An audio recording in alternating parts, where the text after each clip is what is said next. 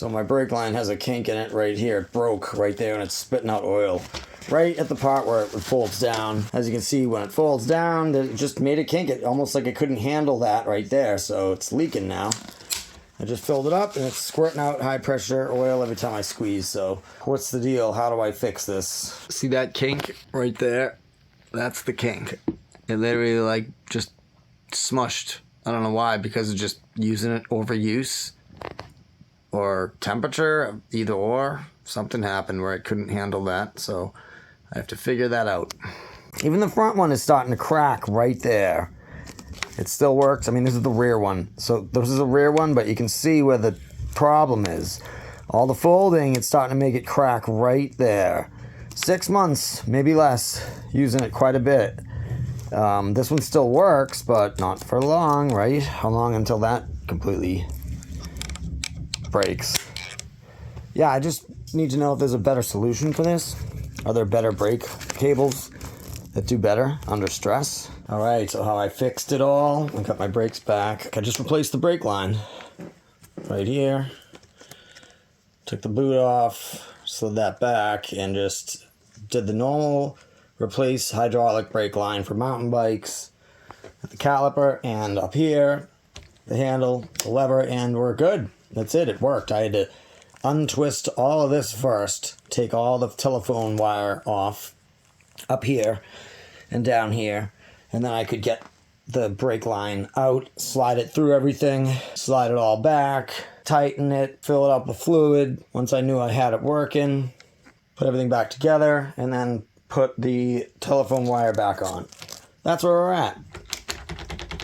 So even though we lost the brake line because it bent right here, we fixed it by just replacing the brake line. So I don't need to do anything but buy a new brake line and some nipples and stuff. So yeah, all right, so far so good. I'm gonna monitor it, see if I messed anything up, watch for leaks, all that good stuff. But so far, not feeling any leaking, and we do have breakage. So yeah, that's where we're at, fixing the broken hydraulic brake line. All right, I'm gonna get a GoPro soon, so hopefully we'll get some better footage coming. And yeah, that's it. That should wrap up this video, guys. So thanks for watching this one. See you in the next one. Say bye to the Roadrunner D4. Hopefully I already said this, yeah. The bolts. All right, Alex here, I got two problems. Initially, I lost this screw for this board deck. So I ordered a pack of screws. This one popped out. We have a problem because they're different sizes and the new screws don't really fit. I tried it in this hole since it's still a working hole and it almost fits, but it's not long enough.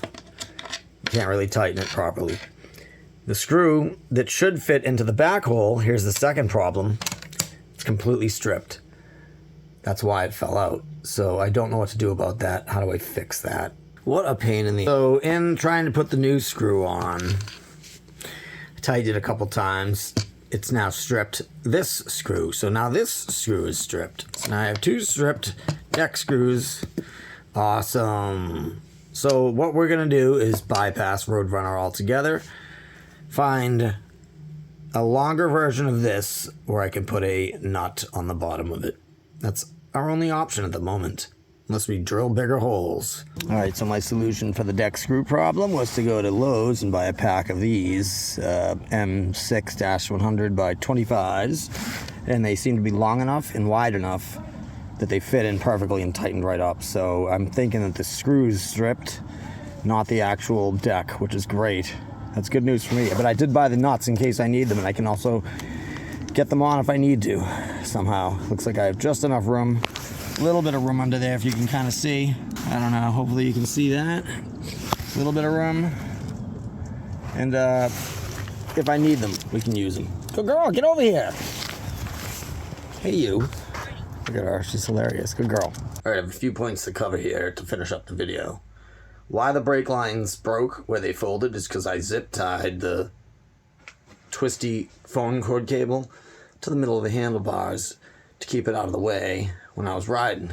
That's a bad idea. I wouldn't do that at all in the future. Leave it loose. Bump into it. Try not to get caught into it. Try not to get anything caught in it. And you're going to need the play while you fold those handlebars down if you do. The next thing I wanted to mention was why the deck screws stripped, because I think it's the change of weather. What happens is I was riding it all summer in like 90, 100 degrees, and it drops down to 20 every day. I think all the metal on the scooter has different contraction rates because metal gets smaller as it gets colder or something like that. So the screws are probably not as good metal quality or alloy as the rest of the frame. So some of the metal, like the screws, they're gonna shrink more than the frame or whatever. So that's why it's really important to check your screws, especially with temperature changes. I know this now, so teaching it to you guys. So beware. Always check your screws, especially when the temperatures are fluctuating. So definitely keep that with you in the future. And yeah, I think that's about it. My deck screws work so far. If I need to use the nuts, like I said, I'll put them on, but they've grabbed the deck very well so far, and they're holding tight. Nah, they stick out a little bit, but I don't really care. I can always shave them down if I need to. No need for that at the moment, so I think that's about it. Oh yeah, one more thing. If you want to know how to replace the hydraulic brake line yourself, just look up a video like I did on YouTube. There's a million of them, so basic replacement of a brake line. I had extra parts for hydraulic brake lines from previous brake lines that I bought in the past, so I had nipples and all that stuff. So I was able to change the brake line very easily. I just looked up a video really quick just to guide me along so I didn't screw it up too bad. And made my cut well with the big wire cutters there. You know, perpendicular, so it fit on there smooth. Everything worked out well. So yeah, that's it. All right, guys. Thanks for watching the video. That's where we're at the moment. See you in the next one. Hopefully we get the GoPro by then. All right, over and out.